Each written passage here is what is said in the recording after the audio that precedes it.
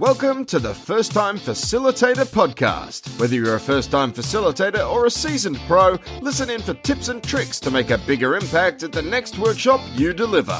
And now, your host. She spent most of her teenage years practicing shooting at a netball ring, Leanne Hughes.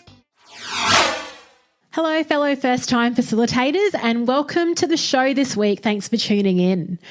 Now, this is the first solo episode I'm recording, and it's come in response to some feedback I received from a listener. Her name is Aminata N'Doye, and she's from Toronto, Canada. She asked me if I could incorporate listener questions periodically, and I think that's a great suggestion. It allows some variety for the show, and typically we'll keep these episodes short. They won't run for any longer than 15 minutes. From time to time, I'll incorporate these as either standalone episodes or an add-on feature for the week, depending, I guess, on the length of my response. So if you do have a facilitation or training question that you'd like answered, there are a few ways you can submit it. You can email me at hello@firsttimefacilitator.com. Send me a tweet at Leanne Hughes, that's LeanneHughes. Message me your question on Instagram, and that's at First Time Facilitator. Now, given that Aminata had the idea for this segment, I threw it over to her to ask her the first question.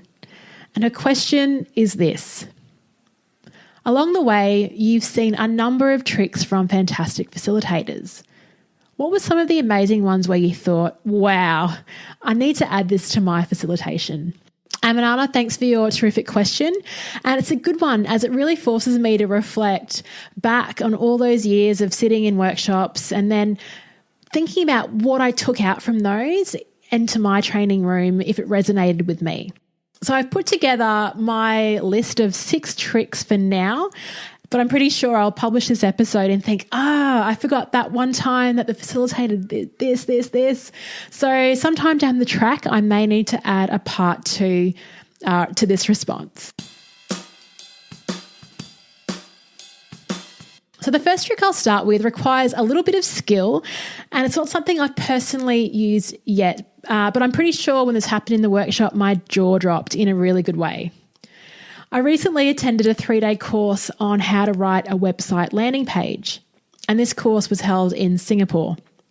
It was run by a guy called Sean D'Souza.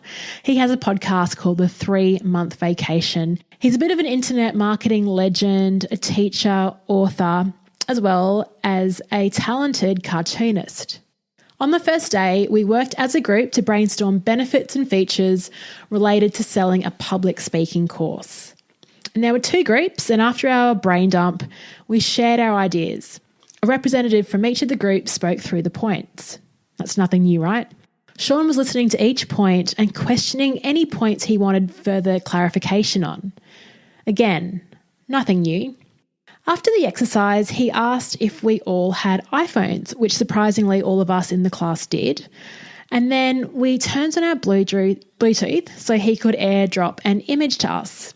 Now, this image was the coolest drawing of all the points that our group had just brainstormed.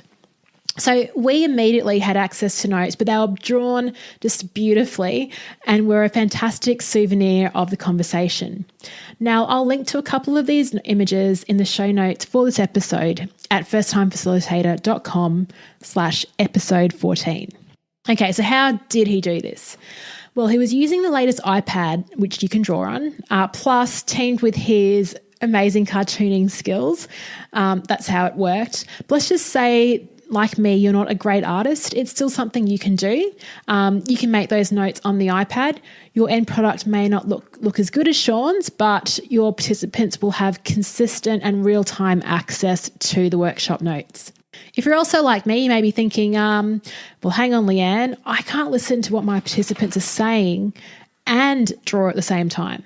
Well, another idea is maybe you can ask your participants to draw the notes on the iPad for you and share them at the end of each topic, and they can just share this responsibility around the room. Then it also doubles as an engagement strategy, and everyone has access to the notes. To be inclusive though, each participant will need an iPhone for the airdrop feature, but if not, you can share via a Dropbox link or email at worst. My next tip is also from Sean's Singapore workshop. I think I'll definitely have to interview him for an upcoming episode. And that tip is that we took a lot of breaks. Now, this is more relevant if you're in the training mode or for a workshop that runs over a few days and is really about honing and building new skills. So as an example, the workshop ran from 9 a.m. to 4:30 p.m. We broke around 10:30 for morning tea, which went for about 40 minutes. Lunch at 12:30 for around 75 minutes, and then had 30 minutes for afternoon tea. Now, this was a deliberate tactic from Sean. He believes it's important to have a break to let information seep into your subconscious, and then you can attack the topic after the break with a really fresh head. I hadn't seen this as a strategy used before, and I liked it. I think a lot of the time we try to cram as much information into the heads of our participants as we can. But from my experience at this 3-day workshop, I was not tired at any stage over the 3-day program, even though everything I learnt was all new. And we also developed a really strong bond within our group because we were interacting so frequently. Okay, so what's another trick? Well, in episode 3 of the podcast, Nikki McMurray shared an awesome one that I have started using. When you're going to break out into an activity and you need to explain what to do, explain it when your participants are sitting down. Don't ever say the words stand up and then try to explain what's going on because you'll lose them. The second they stand up, they'll be checking their phones, off to the toilet, off to grab a second cup of coffee. You know what it's like. And she said your instruction should go along the lines of, in a moment, I'm going to ask you to stand up for an activity, ... Then you explain how the activity works.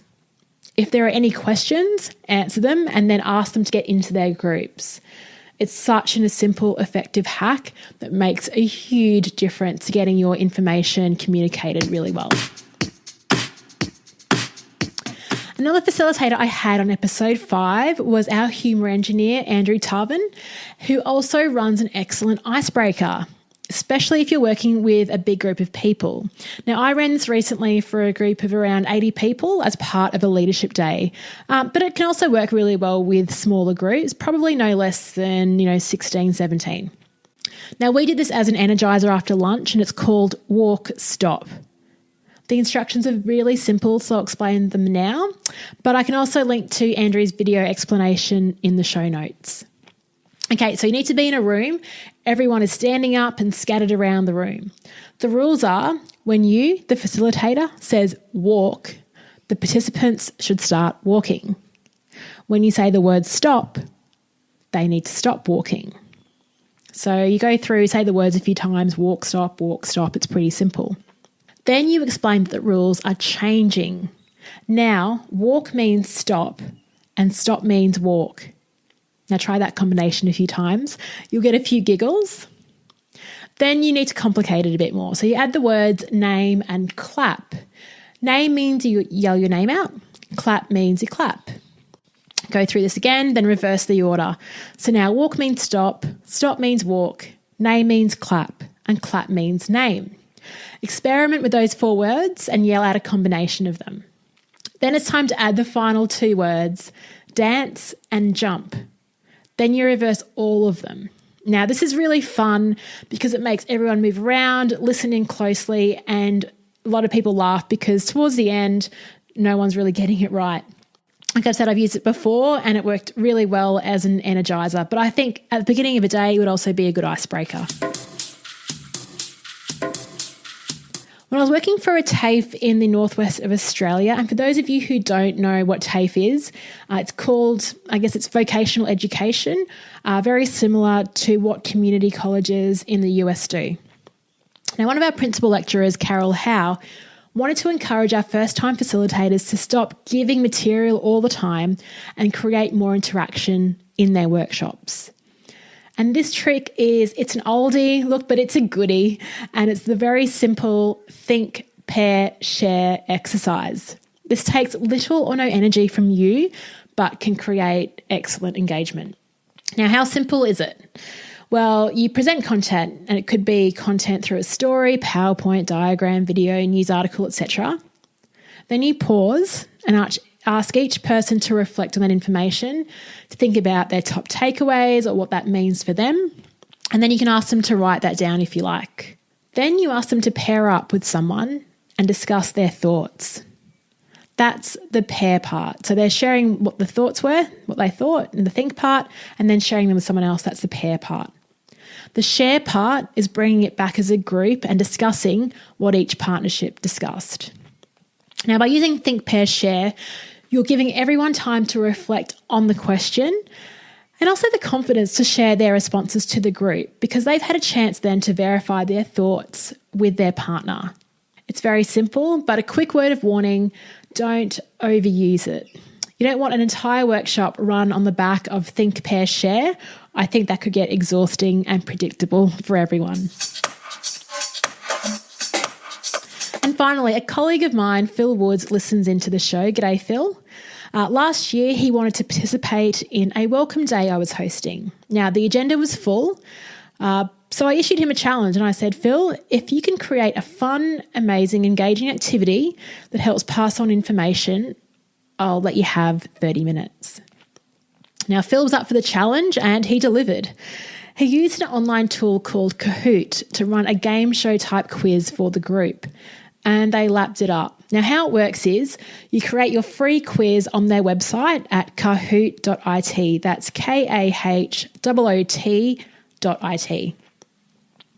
You write or script questions which have 4 multiple responses, very similar to the Who Wants to Be a Millionaire type format.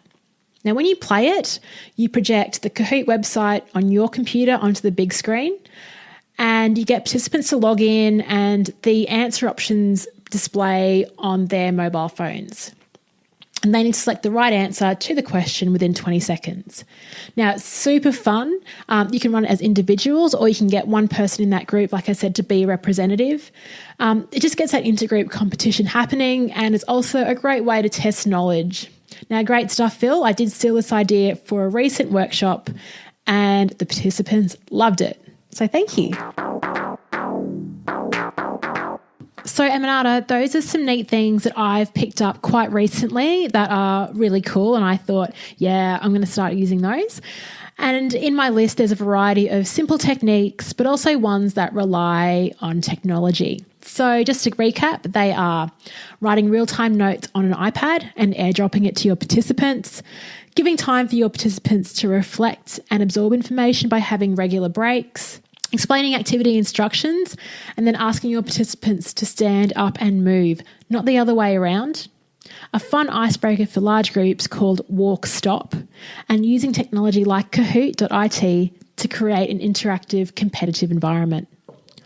Now, you can view a link to all of these resources on the show notes page for this episode at firsttimefacilitator.com/episode 14. If you have any questions that you'd like me to answer on an upcoming episode, like I said, send them through. I'd love to hear from you. hello@firsttimefacilitator.com, or send me a tweet at Leanne Hughes, or a direct message on Instagram at firsttimefacilitator. Catch you next time.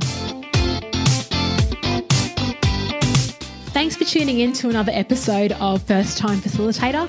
If you like the episode, just do your mates a favour and share it with them. Or I'd love to hear your feedback. Please leave me an honest review in iTunes. And if you want to keep posted on all news happening in First Time Facilitator land, you can sign up to our email list, which is called the Flipchart. Just visit firsttimefacilitator.com and there's a pop-up menu there where you can pop your email address in. Thanks a lot, guys, and see you next time.